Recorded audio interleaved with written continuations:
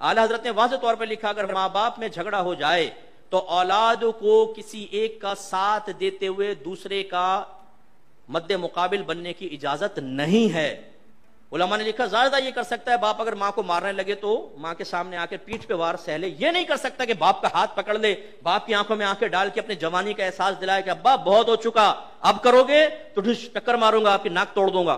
یہ حرام اور گناہ کبیرہ ہے، اسے نیوٹرل رہنا واجب ہے۔ اعلیٰ حضرت فرماتے ہیں ان دونوں کا حساب اللہ کے سپرد کر دے، وہ میاں بیوی ہیں، وہ اپنا آخرت میں خود حساب بکیں۔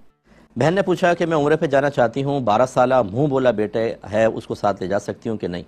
بہن نہیں لے جا سکتی، اور یہ اچھی طرح یاد رکھیں کہ شریعت میں منہ بولے بیٹے کا اس انداز سے کوئی تصور نہیں ہے کہ اگر لڑکی کسی کو منہ بولا بھائی بنا لے یا عورت لڑکے کو منہ بولا بیٹا بنا لے تو وہ تمام حرمت کے رشتے ختم ہو جاتے ہیں، پردے کے احکام ختم ہو جائیں گے، ایسا کوئی تصور نہیں ہے۔ اگرچہ نبی کریم صلی اللہ علیہ وسلم نے حضرت زید کو متبنہ بنایا تھا، منہ بولا بیٹا اس کو کہتے ہیں، لیکن وہ تو سرکار نے بنایا نا، مرد مرد کے لیے تو ٹھیک ہے۔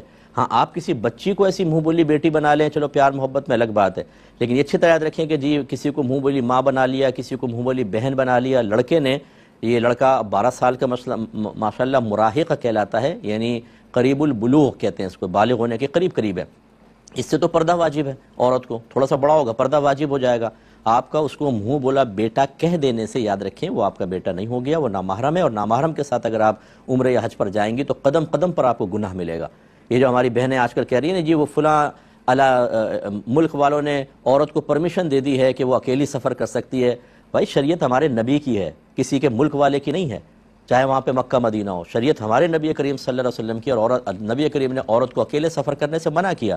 اب عورتیں جرأت کے ساتھ جو ہیں وہ قافلوں کے اندر جا رہی ہیں، کاروان والوں کے ساتھ جا رہی ہیں، اور کہتی ہیں کہ ہمیں تو پرمیشن وہاں سے مل گئی ہے کہ ہم اکیلے سفر کر سکتے ہیں۔ یاد رکھیں کہ جیسے میں نے کہا شریعت ہمارے نبی کی ہے، اور نبی کریم صلی اللہ علیہ وسلم نے ارشاد فرمایا کسی عورت کے لیے حلال نہیں کہ وہ اپنے محرم کے بغیر 3 دن کی مسافت کا سفر طے کرے، جس کو 92 کلومیٹرز دور کہتے ہیں تقریباً، تو یہ حرام ہے، یاد رکھیں نکلنا۔ جو عورتیں اللہ کی رحمت اور قرب حاصل کرنے کی نیت سے اس طرح اکیلی جا رہی ہیں وہ گناہوں کے ساتھ واپس آتی ہیں، وہ نحوست کے ساتھ واپس آتی ہیں، ان پہ اللہ تبارک و تعالیٰ کا قہر نازل ہوگا۔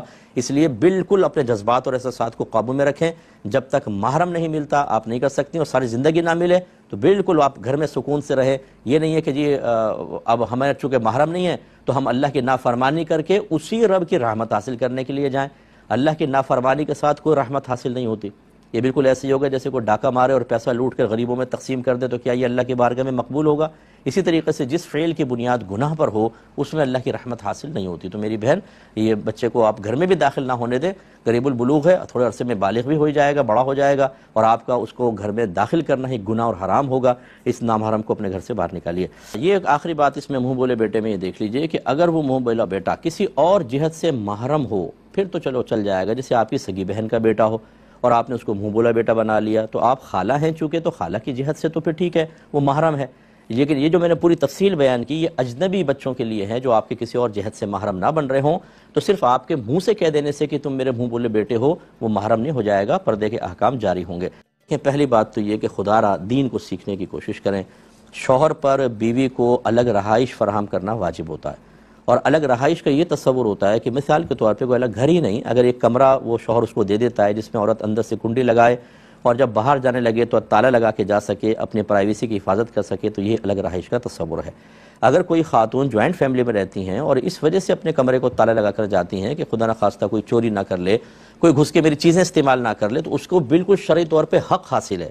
اس پہ کون سا شور مچانے کی ضرورت تھی کہ کیوں تالے لگا کر گئیں، اور پھر یہ کہنا کہ ہم پہ شبہ ہے تمہیں کہ ہم چوری کریں گے۔ بھئی ضروری ہے کہ کوئی تالے لگا کر جائے تو چوری کا شبہ ہوتا ہے؟ اگر آپ گھر میں جب باہر جاتے ہیں تو باہر بھی تالے لگاتے ہیں، اب کوئی محلے والا آ کر کہے کہ تم ہم پہ شک کرتے ہو، بھئی ٹھیک ہے حفاظت کے لیے کرتے ہیں تو اس میں کیا پرابلم ہے، تو اس میں تالا لگانے میں کوئی حرج نہیں تھا۔ لیکن اب یہ ہوا کہ انہوں نے جب آپ سے پوچھا تو آپ نے یہ غلط کیا، آپ کہتی ٹھیک ہے میں تالا لگا کر گئی ہوں، مجھے شریعت حق دیتی ہے، اور اگر شریعت کا آپ کو نہیں پتا تھا تو آپ کہتی ہاں میں نے تالا لگایا، جو جھگڑا ہوتا تو دیکھا جاتا۔ آپ نے خود اس جھگڑے کو بڑھایا اور معاذ اللہ قرآن اٹھا لیا، جھوٹا قرآن کہ میں نے تالا نہیں لگایا۔ یہ بہت بڑی جرأت ہے، یعنی اس کا مطلب ہے کہ جٹھانی کا خوف ہے آپ کو، مخلوق کا خوف ہے، خالق کا خوف نہیں کہ اللہ تعالیٰ آپ پر اپنا قہر نازل فرما دے گا۔ اس جھوٹ سے نحوست پیدا ہوگی، بے برکتی پیدا ہوگی، آپ تباہ ہو سکتی ہیں، آپ کا ایمان خراب ہو سکتا ہے، کوئی پرواہ نہیں۔ تو میں تمام دیکھنے والوں سے گزارش کرتا ہوں کہ خدا را آخرت کی مصیبت کو بڑا سمجھیں، دنیا کی مصیبت چھوٹی ہے۔ ہم اس سے بچنے کے لیے آخرت کی بڑی مصیبتوں کا سامنا کرتے ہیں. تو لہٰذا آپ اللہ کی بارگاہ میں کامل توبہ کریں. آپ نے جھوٹا قرآن اٹھایا، بڑا گناہ کبیرہ کیا، اس کا کفارہ کوئی نہیں ہے، توبہ ہے. اچھا، اب شوہر کو تو چونکہ پتہ نہیں تھا، وہ بیوی کے فیور میں بولے کہ اگر ہم جھوٹ بول رہے ہیں تو میرا بچہ مر جائے، تم جھوٹ بولو تمہارا بچہ مر جائے. اس کے کہنے سے کچھ نہیں ہوتا، یہ یاد رکھیں. یہ نہیں ہے کہ اگر آپ نے جھوٹ بولا تھا تو اب آپ کا بچہ مر جائے گا، ایسا نہیں ہوتا. شوہر نے اگر یہ جذبات میں آ کے یہ جملے کہہ بھی دیے تو معاذ اللہ ثم معاذ اللہ کوئی قانون شرع تو نہیں بن گیا کہ جیسا ان کی زبان سے نکلا ویسے ہی ہو جائے گا. تو گھبرائیں نہیں، آپ تھوڑا بہت صدقہ کریں، اللہ کی بارگاہ میں توبہ کریں اور آئندہ کے لیے پختہ ارادہ کر لیں کبھی جھوٹ نہیں بولوں گی. ٹکرا جائیں زمانے سے کوئی مسئلہ نہیں ہے. اگر آپ سچ بولتی ہیں، آپ اندازہ کریں کیا اتنا ٹینشن ہوتا. تھوڑا بہت وہ بولتے، آپ کہتی بھی میں حفاظت کے لیے لگا گئی تھی. زیادہ یہ ہوتا کہ وہ کہتے بھی آئندہ نہ لگانا، آپ کہتے چلو نہیں لگائیں گے، الگ مسئلہ. لیکن آپ نے کس قدر اپنے آپ کو پھنسا لیا، شوہر کو بھی انوالو کر لیا، قرآن پاک بھی اٹھا لیا. یہ عورتوں کی، مجھے بہن ناراض مت ہوئیے گا، عورتوں کی سمجھ میں نہیں آتی کہ بیچاری اپنی اس ننھی سی عقل کو استعمال کر کے کس قدر خراب کام کر لیتی ہیں. ایسا نہ کریں. اچھا، اس پہ بھی ناراض نہ ہو کہ یہ ننھی سی عقل، ہر بہن کی عقل ننھی سی نہیں ہوتی ہے. بہت سی بہنیں ایسی ہوتی ہیں کہ ہم جیسے ہزاروں مرد ان کے سامنے پانی بھرتے ہیں. اب آپ خوش ہو گئی ہوں گی. مراد کہنے کا یہ ہے کہ ہماری بہنیں جو سرکار صلی اللہ علیہ وسلم نے عورتوں کو ناقصات العقل قرار دیا کہ یہ عقل کے قصور اور کمی ان کے ساتھ ہے، وہ کیوں فرمایا؟ ایسا نہیں کہ ان کی عقلیں کم ہیں، اس لیے کہ اکثر ان کا باطنی کیفیات، جذبات، ان کی فیلنگز، ان کے احساسات عقل کو مغلوب کر دیتے ہیں، عقل پہ غالب آتے ہیں اور یہ اس کیفیت کے تابع ہو کر عمل کرتی ہیں. جیسے ہماری بہن نے مظاہرہ کر کے بتایا کہ کیفیت خوف کی پیدا ہوئی تو پرواہ نہیں کی. پھر عقل تو یہ کہے گی جھوٹ مت بولو، آخرت برباد ہو جائے گی. جھوٹ کو، عقل کو دبایا اور کیفیت کے تابع ہو کے جھوٹ بول دیا، اب پچھتا رہی ہیں. تو اس سے آئندہ اجتناب کریں. کہ کچھ بکریاں کسی کو پالنے کے لیے دی ہیں اور طے یہ ہوا ہے کہ جب ان کے بچے پیدا ہوں گے تو ہم آپس میں بانٹ لیں گے. یعنی مستقبل میں پیدا ہونے والے بچوں کو اجرت کے طور پہ مقرر کیا گیا ہے. تو کیا اس طرح طے کرنا جائز ہے؟ دیکھیں، اس طرح جائز نہیں ہوتا. پہلی بات ایک سمجھ لیں کہ جب ہم کسی کی سروس لیتے ہیں اور اس کے بدلے میں اسے کچھ دیتے ہیں تو اس کو شرعی اصطلاح میں اجارہ کہتے ہیں. اور اجارے میں جو آپ اس کی سروس کا بدلہ دیتے ہیں، کوئی سیلری وغیرہ دیتے ہیں، اسے اجرت کہا جاتا ہے. اور یہ اجرت معلوم ہونی چاہیے، مجہول نہیں ہونی چاہیے. معلوم کا مطلب اس کو وہ فکس، اس کا اماؤنٹ آپ طے کریں گے. مجہول نہ ہو، مجہول کا مطلب غیر معلوم، اور یہ غیر معلوم ہے. بچے ہوں گے نہیں ہوں گے، ہوں گے تو کتنے ہوں گے. اس طرح کی مجہول اجرت رکھنا، یاد رکھیں اس میں کام کرنے والا بھی گناہ گار ہوتا ہے اور رکھنے والا بھی گناہ گار ہوتا ہے. اس لیے اچھی طرح یاد رکھیں جب آپ رکشہ ٹیکسی میں بیٹھتے ہیں، ویسے تو آج کل بعض اوقات طے ہوتا ہے، لیکن بعض اوقات ایسا ہوتا ہے کہ آپ عام کسی جگہ جانا چاہتے ہیں، آپ کہتے ہیں کتنے پیسے لوگے، وہ کہتا ہے جتنے مرضی دے دینا. اب آپ اس کی سروس لے رہے ہیں اور اس کی اجرت آپ پوچھنا چاہتے ہیں، وہ کہتا ہے جتنی مرضی دے دینا. یہ ہوئی نامعلوم، وہ بھی گناہ گار ہوگا، آپ بھی گناہ گار ہوں گے.